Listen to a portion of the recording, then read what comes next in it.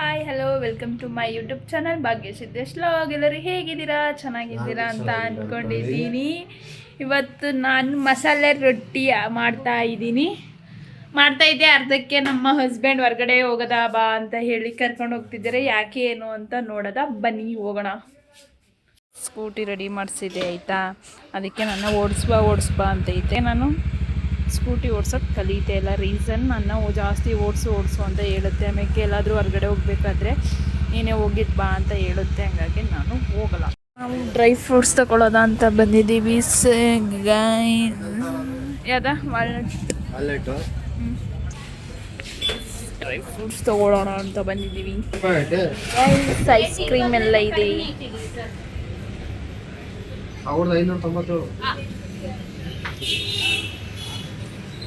ನನ್ನ ಗಂಡ ನೋಟನೇ ಕಾಣಿಸುತ್ತೆ. ಆಫರ್ ಇಲ್ಲ ಸರ್.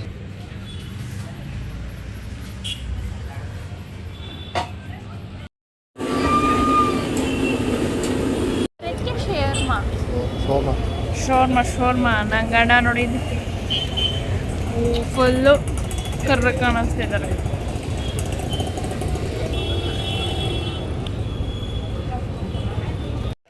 ರೈಸ್ ಹೊರಗಡೆ ಹೋಗಿ ಡ್ರೈ ಫ್ರೂಟ್ಸ್ ಆ್ಯಂಡ್ ಚಿಕನ್ ಕಬಾಬ್ ತಿನ್ಕೊಂಡ್ಬಂದ್ವಿ. ಹಾಗೆ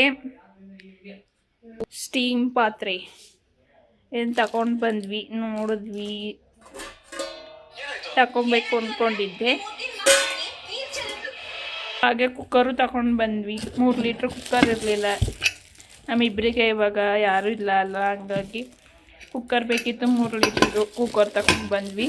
ಹಾಗೆ ಇದೊಂದು ಸ್ಟೀಮ್ ಪಾತ್ರೆ ತಗೊಂಡ್ವಿ.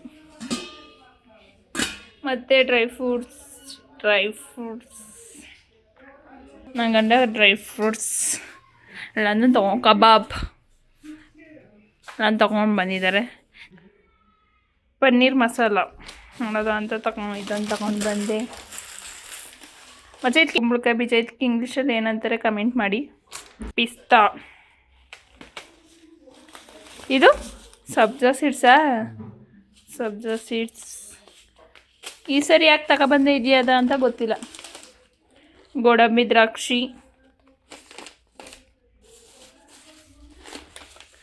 ಬಾದಾಮಿ ಅಂತೂ ಜಾಸ್ತಿ ತಂದಿದ್ದೀವಿ. ಬೇಕಿತ್ತು ನಮಗೆ. ಮೆಮೊರಿ ಲಾಸ್ ಆಗಿಬಿಟ್ಟೈತೆ ಮರುವು.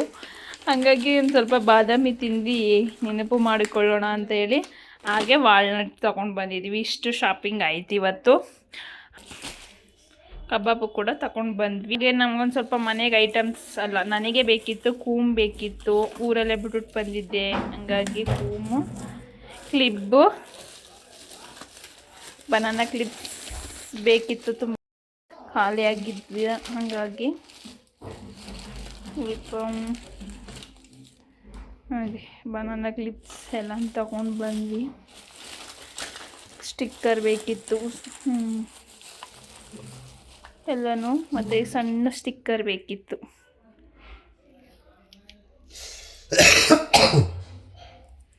ಇದಿಷ್ಟು ಐಟಮ್ ತಗೊಂಡು ಬಂದ್ವಿ. ಇವಾಗ ಶಾಪಿಂಗ್,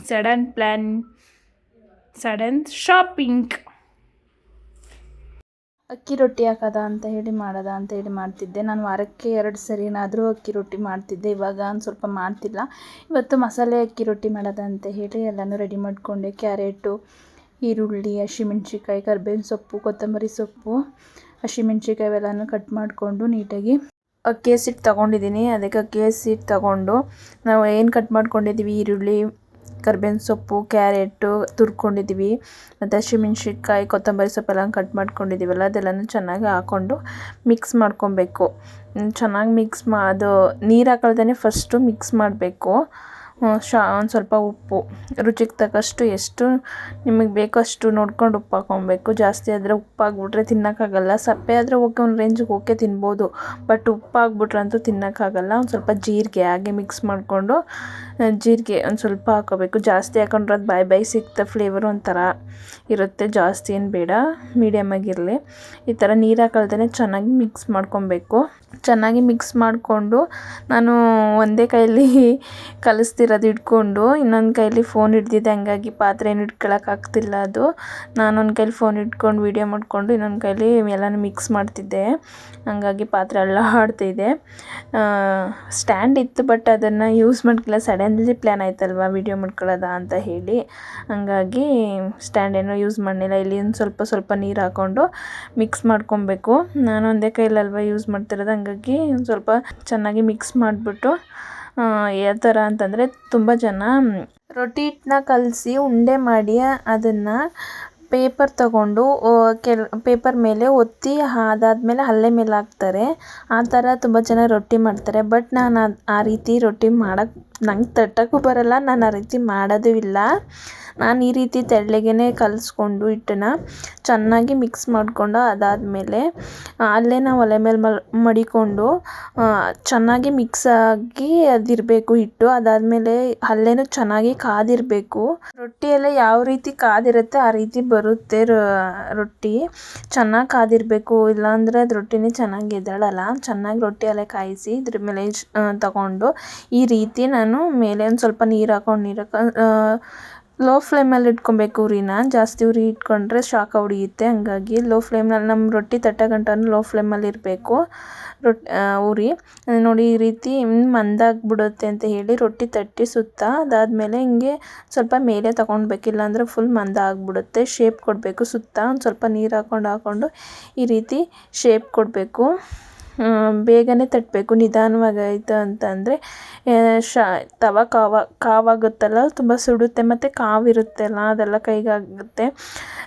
ನಮಗೂ ಫಸ್ಟು ಸ್ಟಾರ್ಟಿಂಗ್ ತುಂಬಾ ಸುಡ್ತಿತ್ತು. ಇವಾಗ ನಾವು ರೀತಿ ಮಾಡ್ತಾ ಅಷ್ಟೊಂದು ಏನಿಲ್ಲ, ಸುಡುತ್ತೆ ಬಟ್ ಅಷ್ಟೊಂದು ಏನು ಸುಡೋಲ್ಲ. ಓಕೆ, ಒಂದು ರೇಂಜ್ಗೆ ಹಾಕ್ತೀನಿ, ಅಷ್ಟೊಂದು ಸುಡೋಕ್ಕೆ ಹೋಗಲ್ಲ. ಈ ರೀತಿ ಮಾಡಬೇಕು. ಮಧ್ಯದಲ್ಲಿ ಒಂದು ಸ್ವಲ್ಪ ಗುಳ್ಳೆ ಅಂದರೆ ತೂತು ಥರ ಮಾಡಬೇಕು. ಒಂದು ಸ್ವಲ್ಪ ಚೆನ್ನಾಗಿ ಎಲ್ಲ ಕಡೆಯೂ ಬೇಯುತ್ತೆ ಅಂತ ಹೇಳಿ ನಾನು ಆ ರೀತಿ ಮಾಡ್ತೀನಿ.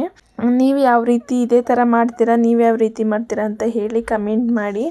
ಮತ್ತು ಹೇಗಿದೆ ಅಂತ ಹೇಳಿ ಕಮೆಂಟ್ ಮಾಡಿ. ನೋಡಿ ಈ ಥರ ನೀರು ಹಾಕ್ಕೊಂಡು ಒಂದು ಸ್ವಲ್ಪ ಹೊತ್ತು 10 ನಿಮಿಷ ಬೆಂದಾದಮೇಲೆ ಈ ಥರ ಮೇಲೆ ನೀರು ಹಾಕ್ಕೊಂಡು ಚೆನ್ನಾಗಿ ಸುತ್ತ ಎಲ್ಲ ಕಡೆನೂ ತಟ್ಟಿ ಚೆನ್ನಾಗಿ ಅದಾದಮೇಲೆ ದಬಾಕಬೇಕು. ಆ ರೀತಿ ಅಲ್ಲ ಅಂದರೆ ಡ್ರೈ ಆಗಿಬಿಡುತ್ತೆ, ಮೇಲ್ಗಡೆ ಒಂಥರ ಗೀಟ್ ಆಗಿರ್ತದೆ, ಆ ಥರ ಚೆನ್ನಾಗಿ ಕಾಣಲ್ಲ. ಈ ಥರ ಎಲ್ಲ ಹಾಕಿ ಅದಾದಮೇಲೆ ಹಸಿ ಆಗುತ್ತಲ್ವ, ಅದು ಬೇಯುತ್ತೆ ಹೇಳಿ ಅಂತ ಚೆನ್ನಾಗಿ. ಈ ರೀತಿ ನಾನು ರೊಟ್ಟಿ ಮಾಡೋದು. ಹೇಗೆ ಅನ್ನಿಸ್ತು ಮತ್ತು ಯಾವ ರೀತಿ ನೀವು ಇದೇ ಥರ ಮಾಡ್ತೀರಾ ಅಂತ ಹೇಳಿ ಕಮೆಂಟ್ ಮಾಡಿ. ಇವತ್ತಿನ ದಿನ ಇಷ್ಟ ಆಗಿತ್ತು. ನನಗಂತೂ ತುಂಬ ಫೇವ್ರೇಟ್, ತುಂಬಾ ಸಖತ್ತಾಗಿ ಬಂದಿತ್ತು ರೊಟ್ಟಿ, ನನಗಂತೂ ಫೇವ್ರೇಟ್. ಇದಕ್ಕೆ ತುಪ್ಪ ಮತ್ತು ಬೆಣ್ಣೆ ಹಾಕೋ ತಿಂದರೆ ಸಖತ್ತಾಗಿರುತ್ತೆ. ಇವತ್ತಿನ ದಿನ ಇಷ್ಟ ಆಗಿತ್ತು. ಇಷ್ಟ ಆದರೆ ಲೈಕ್ ಮಾಡಿ, ಶೇರ್ ಮಾಡಿ. ಯಾರಿನ್ನ ಸಬ್ಸ್ಕ್ರೈಬ್ ಮಾಡ್ಕೊಂಡಿಲ್ಲ ಸಬ್ಸ್ಕ್ರೈಬ್ ಮಾಡಿ, ಸಪೋರ್ಟ್ ಮಾಡಿ ಗೈಸ್. ಹಾಗೆ ಯಾವ ಥರ ವಿಡಿಯೋ ಬೇಕು ಹೇಳು ಅಂತ ಕಮೆಂಟ್ ಮಾಡಿ.